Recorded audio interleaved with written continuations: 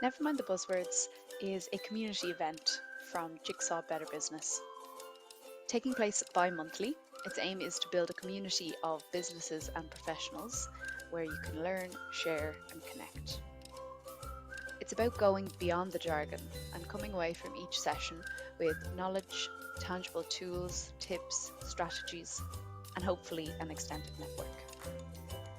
Each event is focused either on people or a process.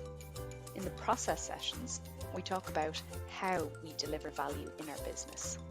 Topics here include lean tools and thinking, operational excellence, sustainability, and digital transformation.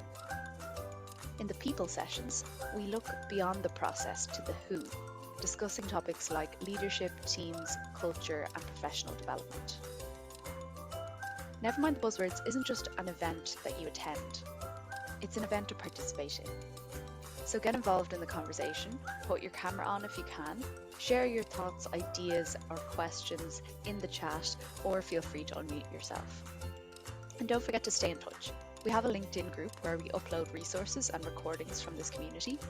And if you follow Never Mind the Buzzwords on Eventbrite, you'll be notified whenever we post a new event.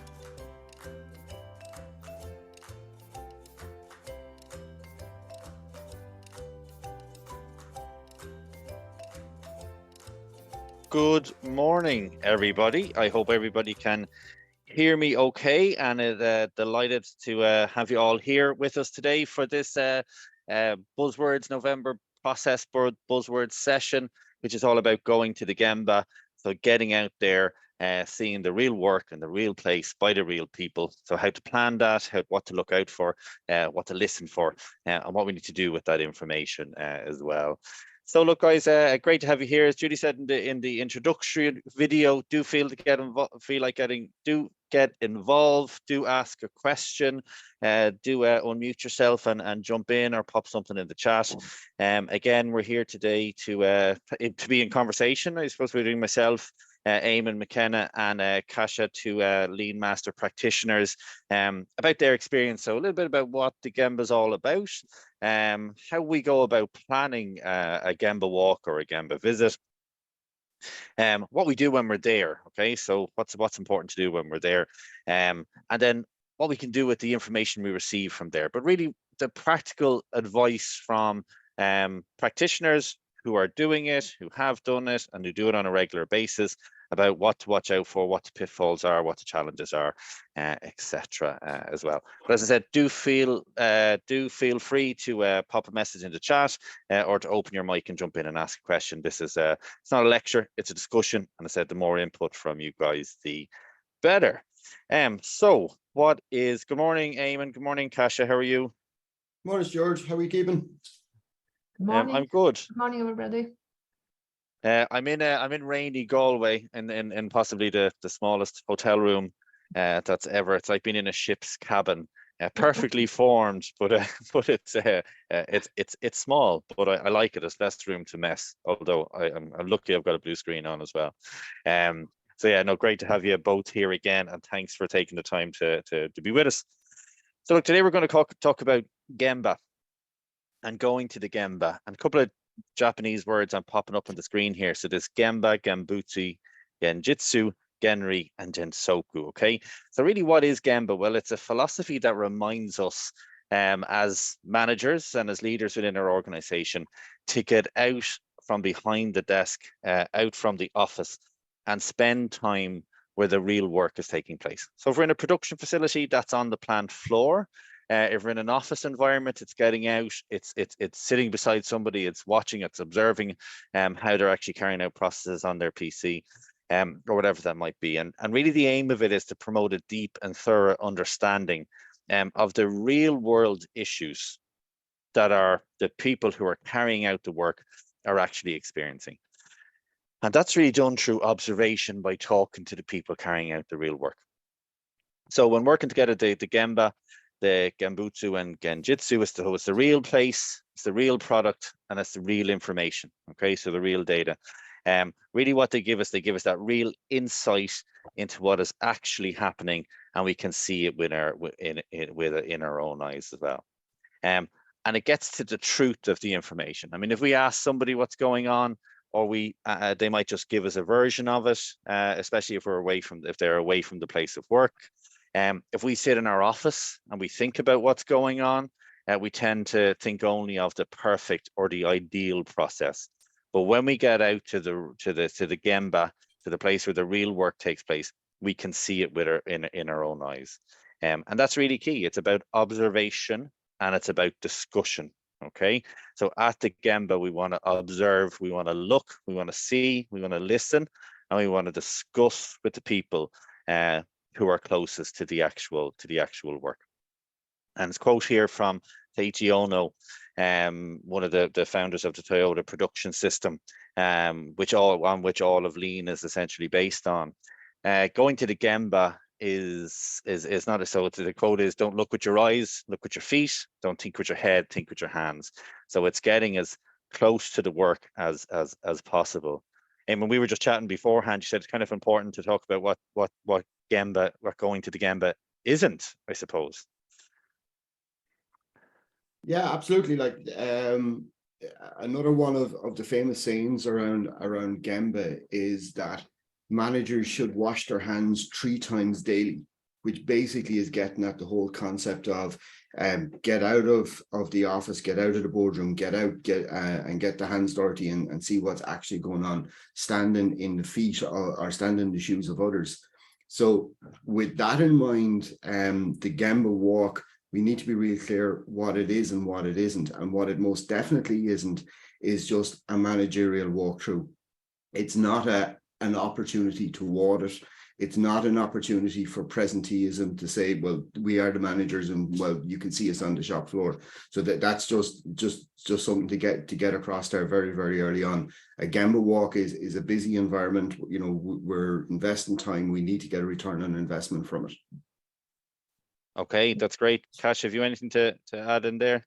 Yeah, I suppose to build what Simon said, it's like we just have to understand that Gemba, it's a, involvement, it's a discussion, it's kind of, everybody coming together to see what is it that what actually happening. Okay, so it's not a judgment, it's not full-on advice, how should it be, and so on. It's actually listening and noting what is that reality, and having people involved is just kind of very important part of it. Okay, yes, just as I said, I love that quote about a manager should wash their hands 3 times a day. They probably should wash their hands 3 times a day anyway, but they should wash them. That's fair. Yeah, I'll admit that. Yeah, I mean, Jesus, we learned nothing in COVID. It was that. But yeah, but we should wash our hands 3 times a day because we actually got dirty doing some work, as opposed to other reasons as well. But we won't dive into that. But it is that great analogy, is that it's even if you think of that kind of that blue collar, that white collar profession, it's getting out there and it's getting involved in the actual work. There is a mission with Gemba, and I pop the 5 of them up here and I'll go through them one by one. So these are the mission, or what we want to achieve by going to the Gemba. It sits across these kind of five kind of pillars. First one being, we want to familiarize ourselves with the problem, okay? And you want to familiarize yourself as a manager with the problems by seeing facts at the source, So getting out there, seeing the work and seeing the problems at actual source, and be able to draw a link then from the user experience, or the employee or the process owner experience, into the greater challenges within the organization, and considering things like, what is our business, what is our business model, what do we need to do to succeed at delivering these processes, what problems are we seeing here at the Gemba, perhaps conversations about what is the root cause. I think I've moved on. Oh no, I haven't moved on. And how do we turn the problems that we see into Kaizen effects? And again, this is what you've touched on, though, Damien and Kash, about just getting out there and seeing the problems that people are experiencing. The second one here is kind of getting agreement on the problem before debating solutions. Okay, and these are things we could use, if we have them in place already, maybe we need to get them in place, is using visual management to get people to agree on the problems before we start debating the solutions. Do you find that's something that comes up where people start to talk about solutions before they even understand the problem? Yeah, it's a very common occurrence what's happening. It's like if they start saying this is the problem, and straight away just we going for like, but we should do this, and let's do this, and let's do that, and why don't we do this? And it's kind of very hard sometimes to stop it, because people just do want to kind of very quickly move on. Oh, we're working on it as well. That's another thing, you know, when you kind of go into the Gemba, you start talking about things, what's work, what doesn't. Sometimes people say, but we're working on it, and you know, we've been thinking about that, and this is what we've been doing, and it's sometimes, I don't know what the feeling is, but maybe a scary point for people to kind of saying, well, it is what it is, and this is what it is, you know. It's kind of a little bit fearful experience sometimes for people. Yeah, absolutely. Yeah, I think it's that, I don't know, the need, I think, to kind of say, it's that need to say, yeah, oh yeah, no, we're working on this, or we've got a solution in mind. And I said, just to this point about kind of getting that agreement. What about yourself, Eamon?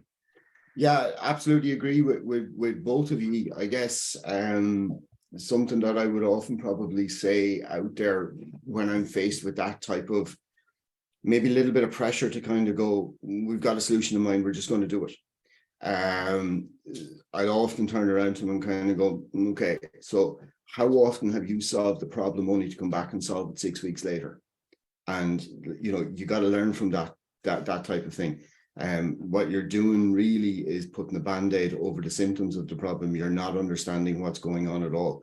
Now, if you want to keep investing your time in putting band-aids in place, well, then that's fine, but you're not going to get anything out of it. So, you know, that type of bringing them back to reality can very, very often help them. Yeah, I always use a couple of stories I would use, but one is always that we become experts at mopping the floor, rather than finding out a way to turn off the tap. Yes. And that's really the you know, this getting agreement on what the problem is. We can become better and improve the fixes for the problems, but without actually, it's the prevention part as well. So this getting agreement on what the actual problem is, you know, is something that's really key. I mean, things like, you know, is this a normal situation? So for us, you know, going to the Gemba, or for anyone going to the Gemba, you know, is this situation normal? Is this what usually happens? And if we had a choice here, if there were no limits, you know, what would the ideal solution kind of be, or what would perfect look like? But I mean, we're down there at the Gemba. Remember, it's like this discuss point, you know, talk to the person doing the work. You know, what's your opinion? Because these are the people who have the real insights to, you know, what actually happens, or what delays, or the way things are left, or how the machine actually runs, or how long it takes maintenance to actually get there as well. So really getting the operator's opinion as well, you know, I mean, what is the problem? And you know, the whole 5 whys at this point as well, you know, why is happening, but kind of getting that agreement. A point in here from Hannah, point 2 is similarities with design thinking in finding the problem you're trying to solve. Yeah, absolutely, Hannah. Yeah. So in design thinking, it's the observe, immerse, engage, you know, but that ideation piece where you're trying to go and observe and go and see the user's experience. It's also interesting, Stuart, that the Gemba walk is a critical piece of a critical phase of the design, or the design phase of the make process, which we chatted a lot about in the last buzzwords. And if you think about it, before we leave the boardroom or whatever, we've got a reasonable idea as to what our problem statement is. Yeah. When we go to Gemba, we're confirming what our problem statement is. We're confirming that, you know, the concepts that we have and how we're reading the information and that type of stuff is reasonably right, and we're honing that problem statement and goal statement down. Yeah, and a question in here from John about, is this the CA steps of the plan, do, check, act, the PDCA cycle? No, I would probably, you know, it probably is both steps, but it's probably at the planning phase, because that planning is that define phase in the Six Sigma, the MAIC, which we talked about kind of last month. So it's probably at the planning, where you're going out and trying to understand what the problem is. Then you're going to have your Kaizen, which is you're doing, and then maybe at the checking phase, which is the C and the A, you're going back to check if your solution has worked, and you will do that again by going back to the Gemba and going back to the operator. But hopefully, I mean, this is the next point here, point 3, it's about the managers kind of fixing this. It's about kind of building the capacity of the team to do it, you know. So going to the Gemba and supporting the operators or the people closest to the work or the people within our teams to do Kaizen, to do that continuous improvement, and to teach the root cause problem solving with them as well. So it's not us going out and fixing the problems, it's us going out, and I think part of it really should be about, enabling and teaching the ability to solve the problems for themselves, really, to get lean widespread. Yeah, I think, Stuart, if you may, if I may interrupt you, it's like you almost. You may, Kasia. That's why you're here. Thank you very much. It's almost like, you know, you're teaching people to solve the problem, you know, like the owners of the, you know, of the task and the ones who actually perform the task, but also you're teaching them to see what is the problem, because very often kind of, you know, we switch it off a little bit and we say it is what it is, and this is the way we do it, as opposed to is asking a question, is it the best way we actually performing this task? Is it something that we can do different, better, and start kind of, you know, through the Gemba, through the kind of, you know, teaching and supporting and empowering, you kind of giving people a chance to start questioning their own process, and having that regular Gemba with the, you know, with the leaders and managers and other, you know, teams, to kind of say, well, you know, we think this will work better if we really look at the whole process, and, you know, having those kind of open discussion about how can we do better overall. So, you know, with that question, is it Gemba part of, you know, which part of the, you know, the make it is, or it's kind of like, yes, it is defined, but I also see it as a regular thing that you kind of schedule it. People know what Gemba is, people know what the agenda is, and it's a regular thing that they have that place to kind of, you know, say, okay, well, we do have this problem, and you know, and we need maybe other team, cross teams, whatever, to kind of look deeper into it to make sure that we can solve it as a, you know, throughout the value stream, as opposed to only in our side of the barricade, if that makes sense. Yeah, and you know, as that training piece, you know, when they're established, and the process owners, the people doing the work, are taking responsibility for the improvement. I actually don't have it in this slide deck, but it's in another one, that your job equals, you know, that your job equals, it should be doing the work plus improving the work, you know. So it's 2 parts, you know. You've got to spend, you know, 90% of the time maybe doing your job, and 10% of the time finding ways to do your job kind of better as well. And that's that kind of Kaizen mindset, which then is reinforced in the Gemba. And I think your point there, Kasia, about making it regular allows it to become this teaching aspect of it as well, where the person doing the Gemba walk, more qualified person maybe in terms of lean, is able to support the operators, point out problems perhaps that they've missed in their own observations, or challenging them in terms of, you know, you saw this and you reacted in this way. Why did you react in this way? Did it work for you? What worked well? What didn't work well? And, you know, why do you think the situation actually occurred, and what are you going to do to prevent it from happening, as opposed to deal with it the next time it happens? And also to provide that link between different processes, you know, and to see I hate the word, to see the synergies and the overlaps, you know, between the processes, you know, so you're able to support learning across the organization, while also linking in the company's objectives there as well. So really that training piece, as you've described, is really, really key. Eamon?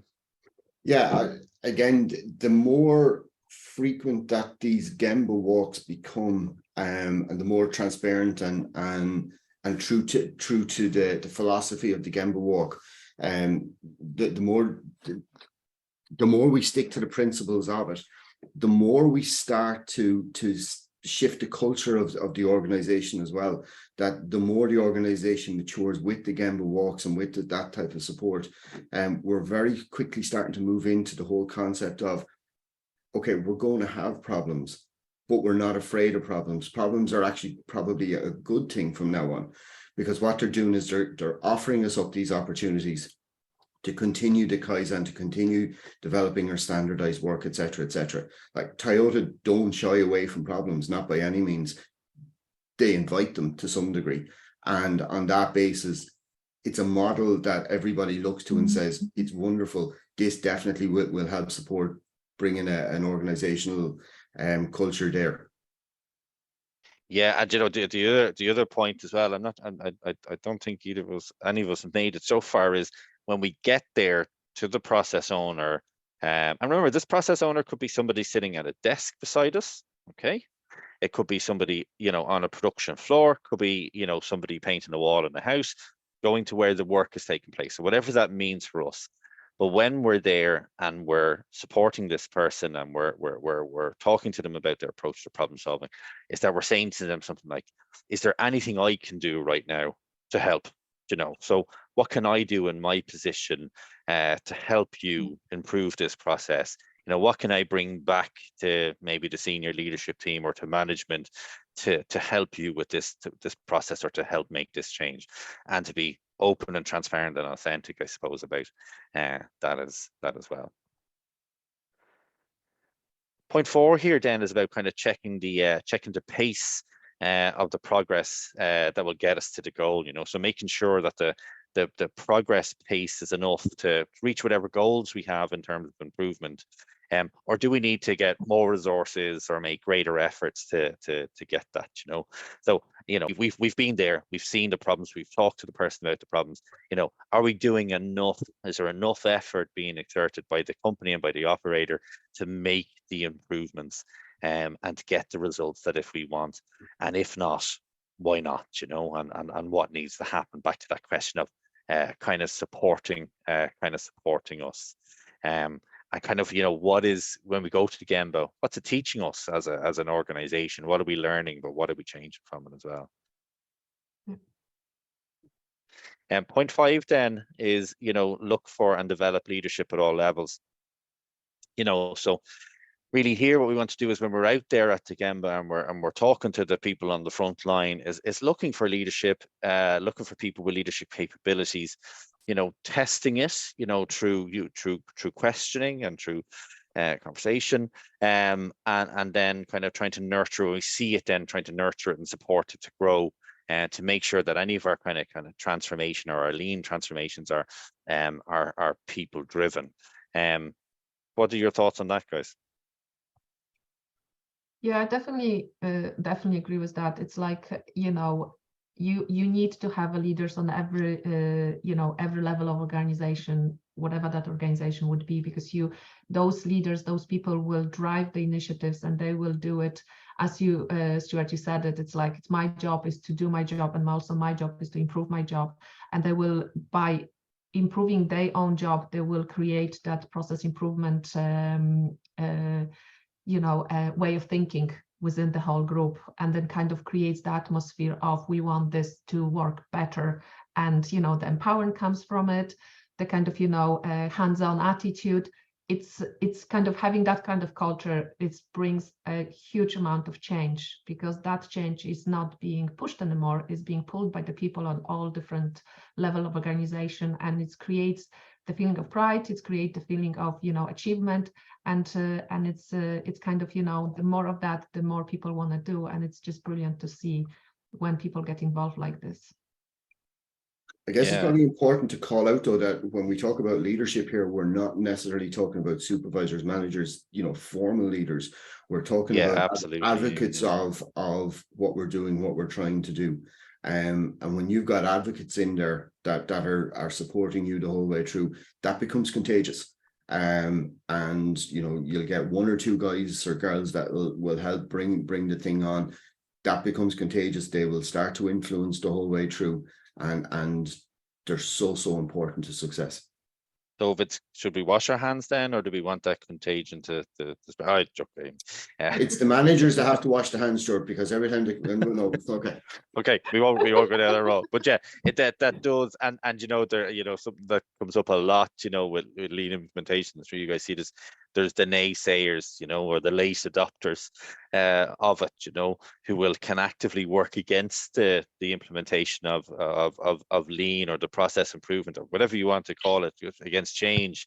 But if everybody else around them, it just kind of plows on around them, that tends to work in a lot of cases, you know. But with the leadership, you know, I said that was a great point about the leadership. Leadership doesn't necessarily mean you're in a leadership position, but just that you're showing leadership in terms of whatever it is you're doing, and you have those kind of strengths. And kind of important, I think, for the person going to the Gemba as well, to kind of understand, to get to know people at that level, and understand what their personal vision and goals are. It's a great way of seeing talent within the organization and developing it as well. But supporting them, I think, if they are responsible then for the Kaizen and for the improvement activities, supporting them with the necessary skills to actually be able to formulate a plan, implement that plan, break it down into specific, achievable, actionable kind of steps as well, and giving them the autonomy to make the improvements and to carry out the plan. Is that something you see frequently, where we expect people to change or to make improvements, but we don't actually empower them to make the decisions, or to enable the change?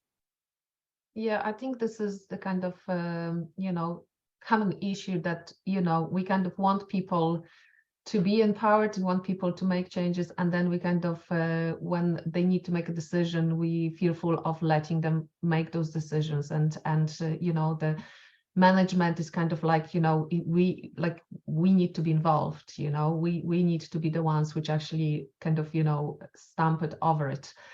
And it's a process, you know, it's a culture thing to feel that the person who does the job is the subject matter expert. And if we train those people properly and they have understanding how they impact other part of the processes, and, you know, as we say, we go to Gemba to look at the, you know, how things are being done, and we start understanding the value stream of it, you know, then those people are actually the best people to make a decision sometimes, because they really know, and that's the whole empowerment of it. Yes, and, you know, answer your question very shortly, yes, that's a very common kind of problem, to actually let people make those decisions. And sometimes, you know, the bigger organization, the more complicated that become, if that makes sense. Yeah, and it's probably the same the other end of the spectrum, because in smaller businesses, you know, as business owners, we tend to like to, you know, we probably haven't delegated or defined roles enough to be sure we can let people go about things in their own way. So it has another impact there. It's with smaller businesses as well. You're nodding your head, Eamon. Yeah, I'm just thinking about what Kash has just said there about to some degree we verbalize, we talk about the people at Gemba making those decisions, making those changes, etc., etc. But when it comes to implementing, we don't walk the walk. Now, to me, there's probably a couple of different reasons, but probably one alarm bell that does go off from time to time, and we touched on it a little bit earlier. If I'm working in this particular area and I'm making a change in this particular area, I may not have the visibility as to the impact that that's going to have further down the value stream. So for those that are going to make those changes, if it's going to have an impact outside of their own little work area or whatever, we just need to be careful that we're not causing an adverse event further on down the stream. Yeah, and I mean, I think that's part of developing this whole leadership competencies, that they have the confidence and the ability and the structure and the framework, I suppose, to collaborate with other functions, you know, or to be aware of the next step in the process, you know. And I know that's something we work on in a lot of the training is, you know, we know what we do, but, you know, who supplies, is there a defect coming in the input into our process? And what's the effect of our output or the way we do a certain process on the next people in the process as well. So yeah, that next What step does awareness. Yeah. what does the internal customer actually want from us as we hand over? Yeah, that's a great point as well. So I mean, there are those kind of 5 things we want to achieve from a Gemba mission. But how do we go about planning such an event? You know, now this is just a sample template we can make available to you, as well. Excuse me. But it's about how we going to go about planning, and some simple steps like a checklist here that we can see in the checklist. And I mean, what process are we going to walk, you know, here? Guys, just at this point, I might just say to you, if anyone has any questions, please fire them in the chat, or if you want to raise your hand or open your mic, you're more than welcome to come in and ask a question or make a point. It doesn't have to be a question. If you want to make a point or share your experience with this as well. But when we're planning the process walk, you know, so what is the process being walked? Where are we going? Okay, really an action here is just pick a process, and maybe pick a cross-functional process as well, and whatever data we can gather on that as well. Do we have a high-level process? Okay, so do we have a high-level process map of this existing process already? If not, it should be one of the first things we do on the Gemba. So develop that SIPOC, which Eamon kind of alluded to there. That's the internal suppliers and the internal customers of that process as well. How do we know if there's a problem? Okay, so you know, we get this from talking to the operators, but also talking to the customers of the process as well. Who will be involved in the process walk? Who do we need to inform? Do we need permission? When and where will the process walk take place? Okay, so selecting dates and locations and so on for all of that. On to the other part of this here. How are participants being informed about the process walk? Things like sending out a meeting invite and so on. When and where will orientation take place? What is the agenda and the order of the interviews? Okay, sounds very formal. And what is the agenda for the process walk orientation? Guys, where do you stand on this kind of planning approach, or do you think it always needs to be so structured and planned? I think it's very important to plan, especially around, like, you know, the schedule, the informing the people that you're going to go to and talk to, letting them know what that Gemba is, what are the expectation, how the form is going to look like, because you just don't want to make people feel ambushed. That, you know, there is going to be a group of people arriving and start questioning, because it can be very intimidating and can be very kind of, you know, if it's not normal thing, it could be like, what is this, you know, start being fearful maybe of sharing and, you know, saying, being open and saying what the process is and what are the issues are and things like that. So it's very important from that part, that point of view. But also it's very important for the people who are going to the Gemba to saying, it's like, okay, what is the purpose? What is it that we're trying to achieve here? Okay, because, you know, we can kind of go and you know, even have it like, okay, we're looking at this process, but not having kind of idea what the purpose is, can take you just for a journey, and you have a great conversation, and nothing will you know, come out of it, if that makes sense. So that kind of thinking. So it's like, I think it's very important to have it, to be prepared. It's very important to have people who are going to be involved, who we're going to being prepared and ready for it, so they know what is this and what is it that we're trying to achieve. So does it have to be so rigid? You know what, I think being prepared, having questionnaires, having kind of idea, what is it that we're trying to achieve? What is it what process are we looking at? What kind of, you know, do we have any KPIs around that process?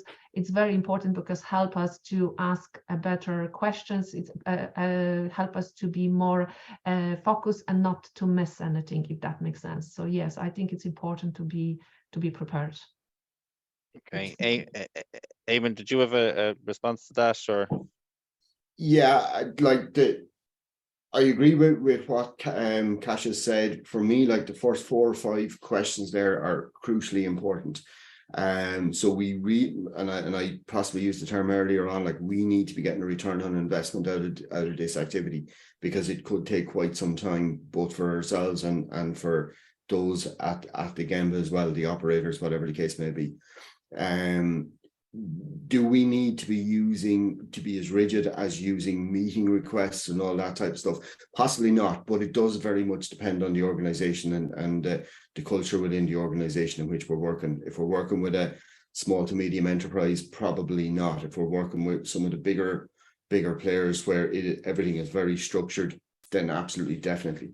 So some of this is very much going to be dependent on the culture of the organization in which we're in, or we're working with.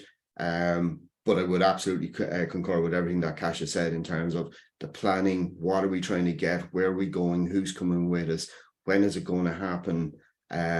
Make sure that everybody is aware of what's going to happen. You know, if we need permission to get into a particular area or whatever, we better have it. We don't want surprises, and nobody wants surprises out there. Yeah, and until it becomes kind of standard again, you know, so until it becomes the new standard, you know, where it is a timeline and a schedule for when all these walks take place. A question in from Hannah here. Quick question is, how do we select the person to observe? Should individual performance matter? And should we recommend to observe a mix of top and low performers? Any thoughts on that? It's not about the person. Yeah. This isn't about the person at all. This is very, very much about the process. It's about the environment. It's about everything else that's going on. Yes, we have to interact with the people, but we're not here to, you know, I used the term earlier on when I was talking about what an audit, or sorry, what a Gemba walk isn't. And I used the term, it's not an audit. So it's not a finding mistakes, pointing out mistakes of people. It's looking for opportunities in the value stream. So when we go to Gemba and we're interacting with the people, yes, we will probably try to understand a little bit about their experience in the area, but we're all the time watching what's going on as opposed to who's doing what and how well they're performing, if that makes sense.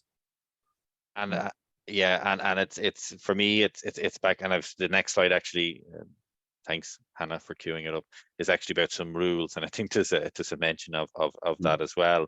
The question about, you know, who should we observe? We probably should observe all processes within the business on a regular basis. So it's not just about, well, someone's not performing, this process isn't performing. Maybe that might accelerate one to come forward, but we should be observing all processes within the business at some point, you know, on a regular schedule. You know, it's okay. If that's weekly or that's monthly, okay, let's look down and look at the onboarding process and go and observe that in action, talk to the operator, see what the challenges are. So whatever our schedule of Kaizen or continuous improvement is, it's at that point.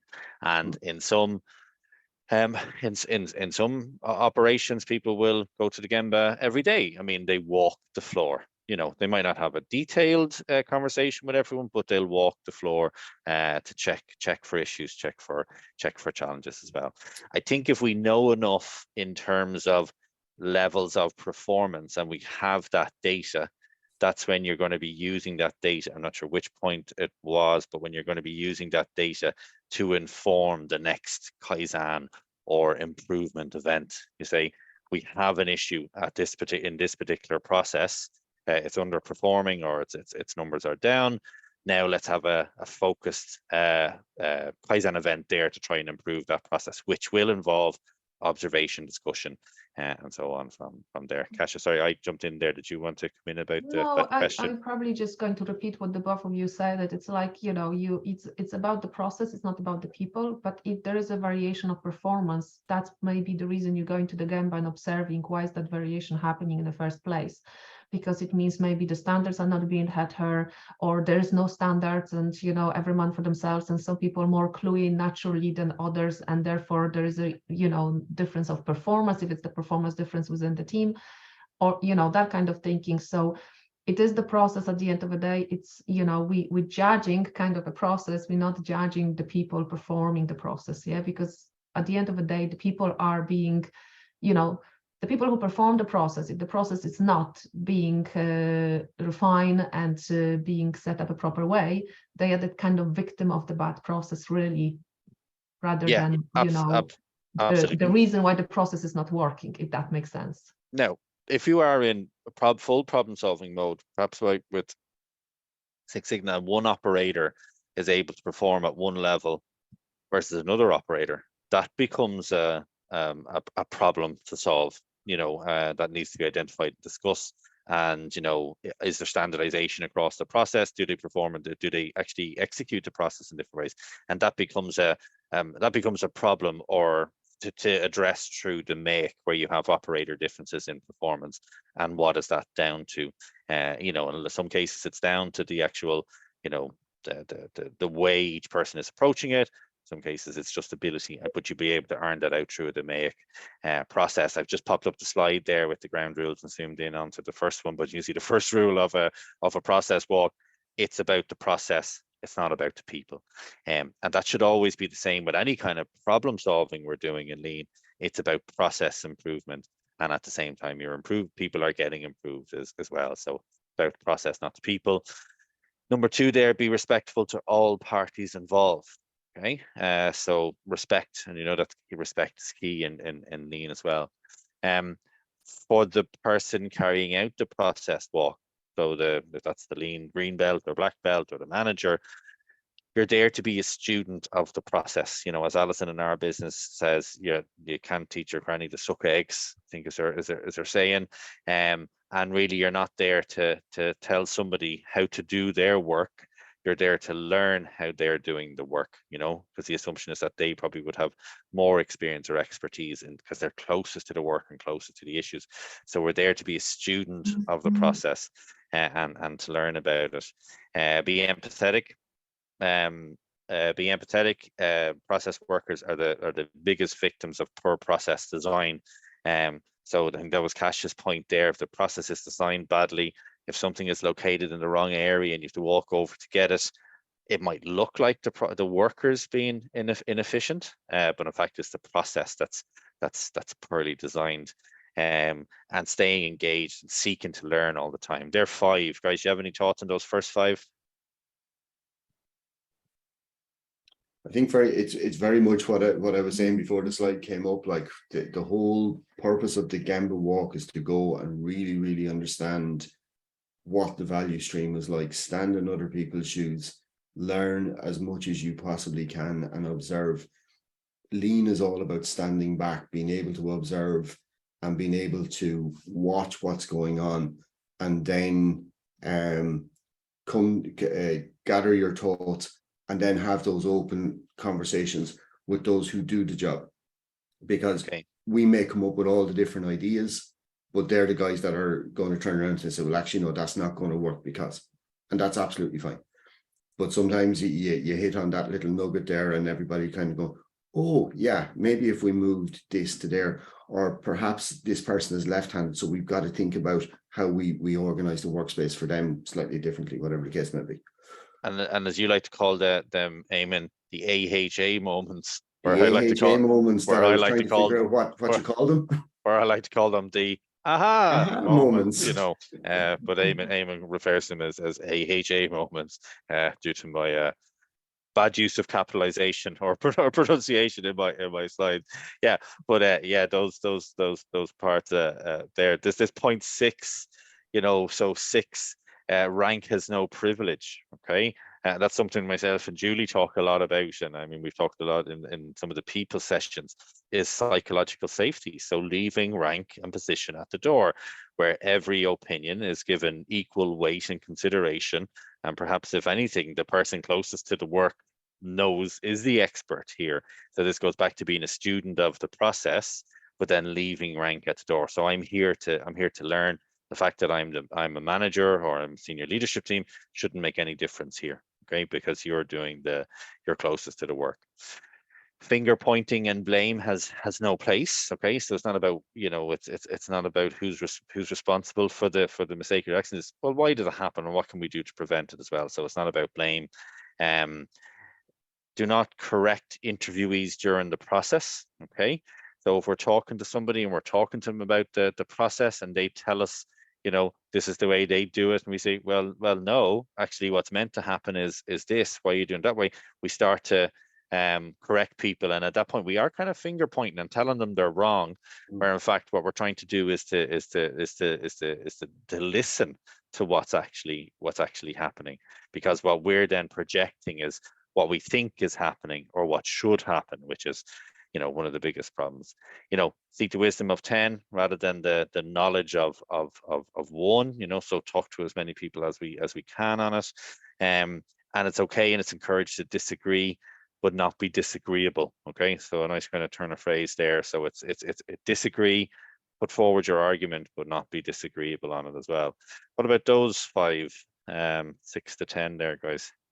Kasia? Yeah, I think those ones, you know, I mean, like those rules there are for, you know, the guidelines are for the reason, because it's like, you know, you want people to open up, you want people to be, you know, honest about what they do, what works, what doesn't work, and that, you know, the rank, it's, you know, can be a stopper because you don't want to look certain way, or you don't want to sound negative or whatever it is, you know. So it's kind of important that, you know, we all humans, we just here to learn. And you know, I very often, you know, when I go to organizations as well, and I go to Gemba and I start looking at the, you know, at the processes, it's like talking to people. And, you know, the way I kind of say to people is that, listen, I'm like, talk to me like I will have to do your work tomorrow, you know, kind of, you know, explain to me, if I have to help you out here, how would I, you know, what would I have to be faced with, and what do I need to know, and things like that. So kind of you sometimes have to kind of go saying like, listen, I actually don't know, you know, you're the one who need to tell me, because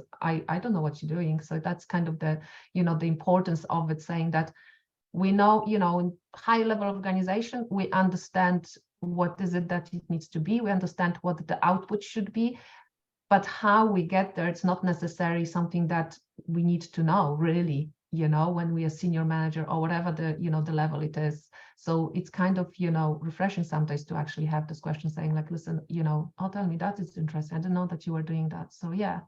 And, you know, and as I said, respect, it's a huge thing. Help people to open up, you know, the psychological safety is very important, so that people can actually, you know, feel free to express themselves and tell you what it's lies in the heart, if that makes sense. But also, you know, that purpose, saying why we are here, so we're not taken on a journey, you know, that's kind of important as well. Yeah, and I mean, it's that correction point, and sometimes I would advise owners or managers not to attend some sessions if we were having a brainstorming session, or if they do attend, to slightly hold back on what they say, because they know what they know already, and what we want to find out is what other people know, you know. So if and that's where that correction piece kind of kicks in as well. And a question in from John, you might just clarify what you mean by choices, but to attempt to answer it in one way. So John's question is, should the data guide your choices? And I would say yes, is a very general answer to that question. I think what data should do is it should guide conversations, or it should start conversations. And we should say, you know, this is data I have, this is a measurement that I have. What does this mean, or why is this happening? Or, you know, let's look into this a bit further.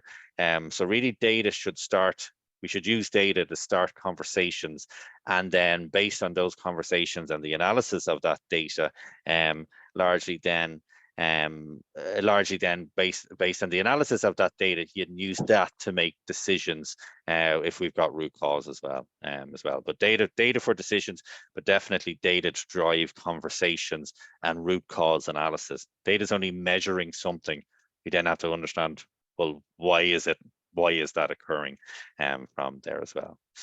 Another question in there as well, just a direct question in, what are thoughts on suggestion boxes on the factory floor? Yeah, I mean, absolutely. I mean, it's and there's, yeah, I absolutely should have it. It's back to that whole, you know, we talked in the define phase session last month, about the voice of customer. Okay, you can change customer to employee, you know, voice of employee. Your employees are customers and suppliers of internal processes. So they're internal customers, internal suppliers of inputs and outputs from in and from processes. So yeah, absolutely suggestion boxes. And I know some companies have adopted suggestion box software. I do see one such company on the call here today. Duncan is there, yeah. Yeah, and do suggestion box software, which then feeds into can feed into project plans and lean project plans. The more suggestions we have from individuals and people closest to the work, they're all opportunities to improve, which then lead to kind of improvements and gains in efficiency. I guess just on the suggestion boxes, don't just narrow the focus down to opportunities for improvement. If people are a little bit worried about putting examples of problems forward or making problems visible, you know, the suggestion box can always be used for that type of thing as well. It is anonymous to some degree. So, you know, make the problem as visible as quickly as possible. Ideally, we want a culture where we can just put our hand up and say, this is after happening, and get it up on a board or something. But if that culture isn't fully there yet, then the suggestion box also helps there. So everything is just filtering into one location and then can be segregated when the box is opened. Yeah, and I mean, some of the people sometimes get concerned, or companies get concerned about suggestion boxes and, you know, the junk that can go into them and personal statements. Somebody just needs to be responsible for that. And if something comes in that's a personal attack or whatever like that in the suggestion box, it just needs to be ripped up and done away with, or, you know, it's Handled in a different way. or handled in a different way, based on the content of that. But suggestions are opportunities for improvement. They're ideologues.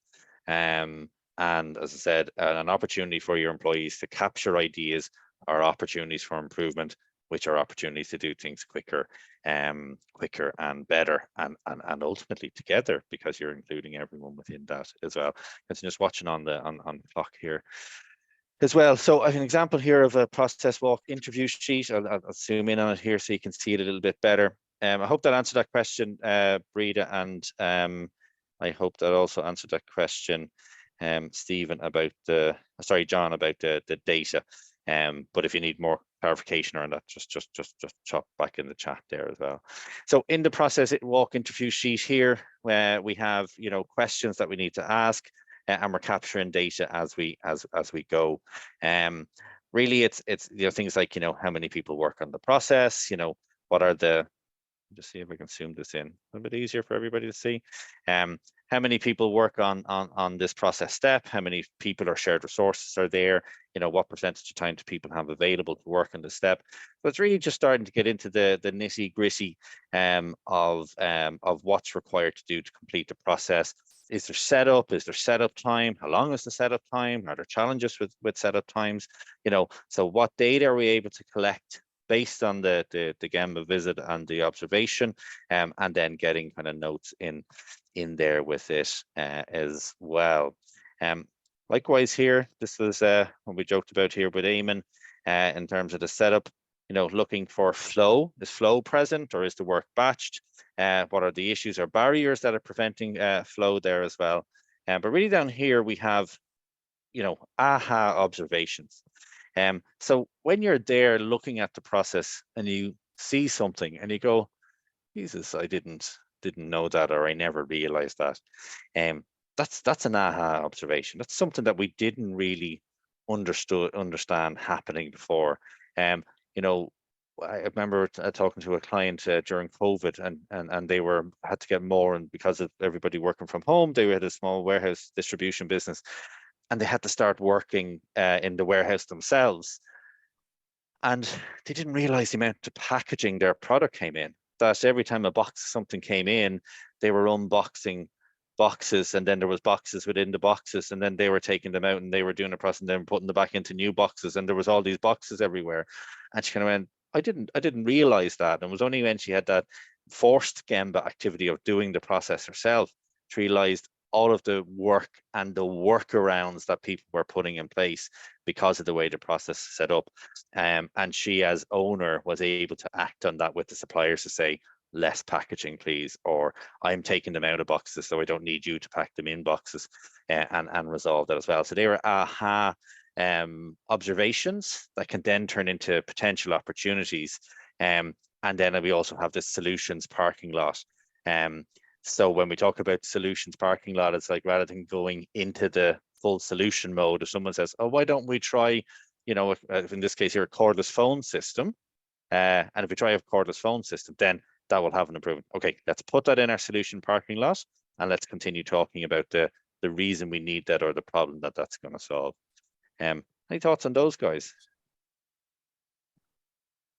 It's aha moments. Yeah, it's aha moments. Yeah, not AHA moments. Yeah. Yeah, it's amazing when you go and when fresh eyes go and look and ask questions, all those aha moments start to pop up. Because as I keep saying to clients, when you're in the middle of it and you're doing it all the time, it's just natural for you. It's what we do every day. And they don't see anything wrong with that. But when somebody fresh, inquisitive, the student of the process that doesn't have any baggage, doesn't know what's going on, goes in and goes, why are you doing that? And keep asking those, you know, the 5 why type questioning, all of those type observations, aha moments will kind of pop up. And then, you know, people will go, well, actually, why are we doing that? And that starts off a whole new conversation, a whole new continuous improvement mindset then starts setting in. Yeah, and I think that the importance, because I'm just watching the clock here as well, I think the importance of that solutions car park to be able to acknowledge a potential solution, log it somewhere, like the idea, almost an idea box type, and then say, okay, that's a potential solution to this problem. Let's talk more about that problem now as well.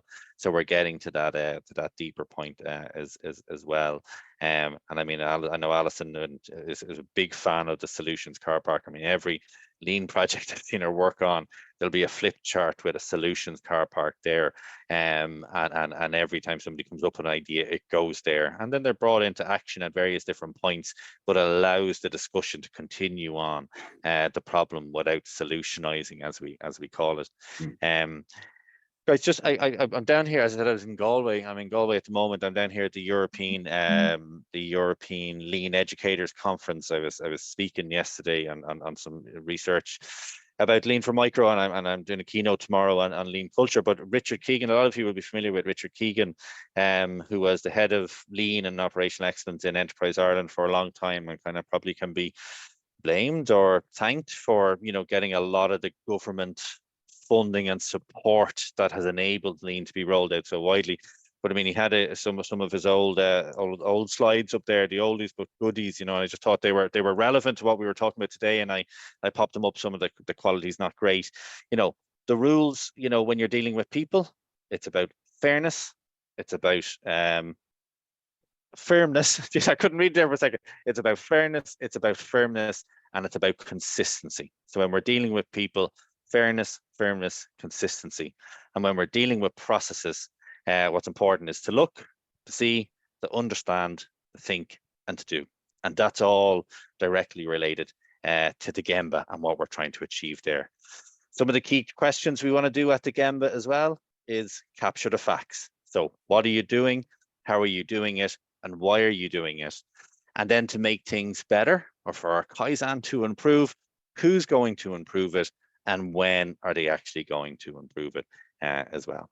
And the last kind of point here, I thought the definition from the Toyota production system here is that the basis of lean is built on a leadership team that builds the capability and the capacity of their team, of their employees, to be able to identify and fix problems constantly. So a different definition of lean. So a leadership team that builds the capability and capacity of their followers, of their members, to be able to identify and fix problems constantly. And that's what we talk about kind of in the Gemba, and enabling people and the Kaizen and all that kind of stuff that's related to it there as well. Okay, guys, it's just 12 o'clock. I want to just thank you again for your time. Just to remind you that the next session, Julie will pop a link into the chat there, or somebody will pop a link into the chat. I think it's Julie doing it for the end of year recap, where we're going to go over the various different topics that we covered across the year. So it'll be great to see as many of you there as possible for that. That's on the 14th of December, from 11 to 12. Guys, if you're curious about, you know, Gemba Walks, want to know more about it, reach out to myself, Julie, Eamon, anyone here, the team here. We can talk to you about the process walks. We can also make those templates available in Excel that you can use them. You also want to talk to us about kind of digitizing them. So if you want to put them into some kind of like app, when that's possible as well, mobile forms, and they can all be done there as well. So look, if you have any questions about that, or you want to utilize some of those tools, just come back to us. And as usual, if you want to stay in touch with the LinkedIn group, follow us on Jigsaw Better Business on LinkedIn, follow us on Eventbrite, for never mind the buzzwords, and join the mailing list, which if you're here now, you're on the mailing list pretty much as well. And that's it. So thanks a million, guys. I'm going to stop the recording now. And if anyone has any questions, I'm more than happy to hang on and take them while we're not recording.